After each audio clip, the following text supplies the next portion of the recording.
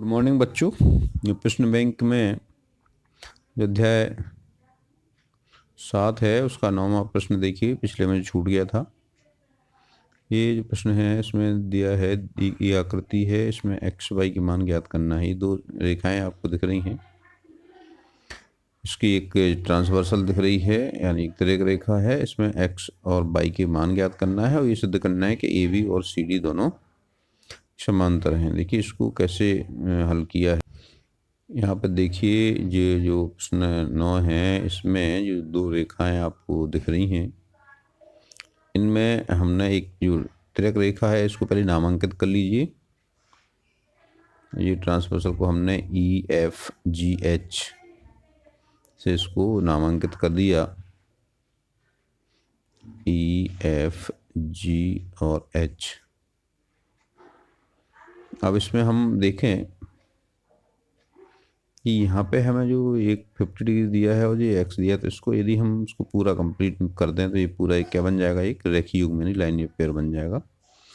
और इस linear pair के एंगल्स का टोटल कितना होता है, 180 होता है। तो E F A plus A F जी, ये दोनों एंगल का टोटल होगा 180।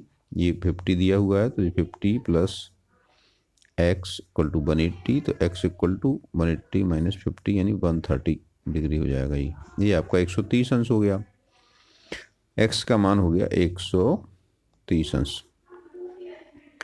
अब ये इसको देखें हम तो ये जो y है और जो 130 अंश है, ये दोनों एक दूसरे के शीर्षाभिमुख कोण हैं यानी वर्टिकली अपोजिट एंगल हैं, तो ये इक्वल होंगी, तो y भी 130 डिग्री होगा। अब y की वैल्यू भी 130 हो गई। अब इन दोनों को आप देखें तो ये या तो हम इस तरह इनको संगत कोण बराबर कर सकते हैं, 130 ये हो गया, 130 ये हो गया, तो सीधा लिख देंगे कि angle A F G equal to angle C G H, ये करस्पॉन्डिंग एंगल हैं। करस्पॉन्डिंग एंगल इक्वल होते हैं तो जो लाइंस होती हैं वो कैसी होती, पैरेलल होती हैं। तो आप इसको सीधे भी लिख सकते हैं, या आप x और y को इक्वल करके अल्टरनेटिव इंटीरियर एंगल लिख करके इसको भी प्रूव कर सकते हैं। ये किसी भी मेथड से आप इसको पैरेलल प्रूव कर सकते हैं। वैल्यूज दोनों की आ गई आपकी, दोनों की वैल्यूज आने के बाद आप अल्टरनेटिव इंटीरियर एंगल की प्रॉपर्टी लगा सकते हैं या फिर करस्पॉन्डिंग एंगल की प्रॉपर्टी लगा करके इसको लिख सकते हैं। यानी आप इसको क्या लिखेंगे यहाँ पे, क्योंकि x की वैल्यू, x का मान 130 अंश आ गया, तो आप यहाँ लिख दीजिए कि ये जो मान है ए एफ जी और सी जी एच के, ये दोनों समान हैं, और जब संगत कोण समान होंगे तो रेखाएं समानांतर होंगी। आपको ये प्रॉपर्टी से इसको समांतर सिद्ध कर देना है। अल्टरनेटिव इंटीरियर एंगल भी आप लिख सकते हैं, इक्वल हो सकता है उससे भी। अब अपन देखेंगे नेक्स्ट क्वेश्चन, ये 10वां प्रश्न है। देखिए इसमें दिया गया है कि एक एंगल दिया है आपको एक्स वाई जेड 64 अंश है और एक्स वाई को बिंदु P तक बढ़ाया गया है। यदि किरण Y Q Z Y P को समद्विभाजित करती है तो आकृति खींच करके एक्स वाई आर का प्रतिवर्ती क्यू बाई पी के मान ज्ञात कीजिए। इसको देखिए कैसे, पहले तो हम इसको जो फिगर है इसको बनाने की कोशिश करिए। एक्स बाई जेड कितना बनाना है आपको, 64 डिग्री, एक्स बाई और जेड। मान लीजिए एक्स है, ये बाई है और ये जेड है, ये हो गया कितना, 64 डिग्री।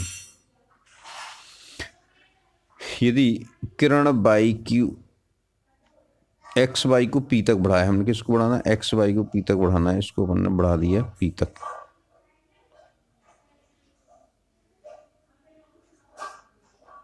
यदि किरण Y Q Z Y P को समद्विभाजित करती है, तो ये किरण कहाँ से खींचना है, जेड बाई पी ये एंगल है, इसको समद्विभाजित करती हुई एक किरण आपको खींचना है। इसका नाम दे दीजिए क्यू। तो ये इसको समद्विभाजित करती है। अब आकृति खींच करके एक्स बाई आर और प्रतिवर्ती क्यू बाई पी का मान निकाला। तो चूंकि इसमें आर नहीं दिया है, कहाँ से निकालना है ये, और ये कुछ दिया नहीं है इसमें, तो आप कहीं इसको एक्स बाई आर आपको निकालना है। तो ये इसमें क्वेश्चन में कोई ना कोई या तो क्वेश्चन में मिस्टेक है या फिर इसको थोड़ा सा हमने छोड़ दिया होगा, बताना है, या तो कोई एक और सूचना उसको देना चाहिए, या फिर जैसा हमारे अपनी पुस्तक में जो प्रश्न दिया हुआ है उसमें एक्स बाई क्यू की वैल्यू पूछी गई है।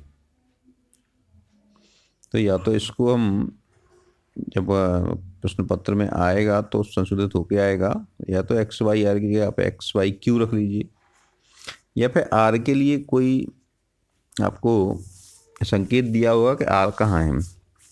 तो हम इसी को मान के चलते हैं कि जैसा पुस्तक में दिया है प्रश्न वही है, तो हम यहाँ पे एक्स बाई आर की जगह पे एक्स बाई क्यू करके और एक्स बाई क्यू की वैल्यू ज्ञात करेंगे।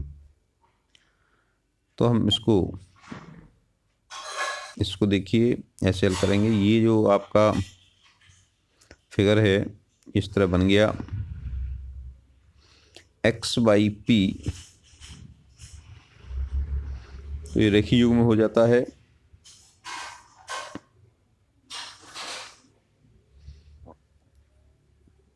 इसमें हम ये दो एंगल लें, एक्स बाई जेड और जेड बाई पी, इन दोनों का टोटल 180 अंश हो जाएगा, क्योंकि हमें एक्स बाई जेड 64 दिया हुआ है। तो जेड बाई पी ज्ञात कर सकते हैं आपको, जेड बाई पी बराबर 180 ऋण 64 डिग्री।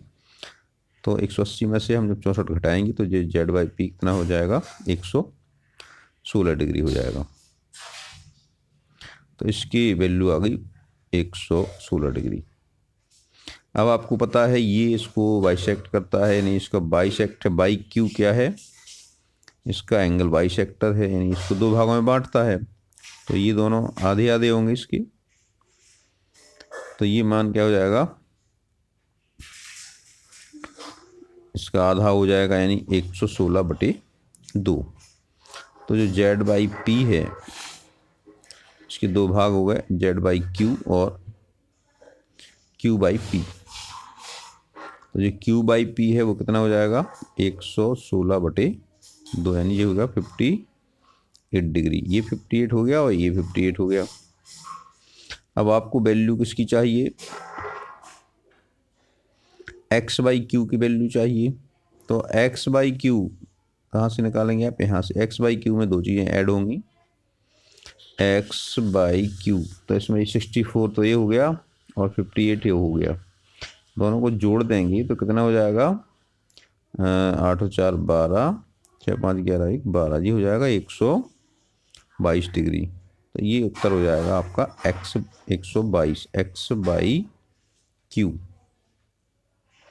तो ये आपका 122 अंश ये हो गया।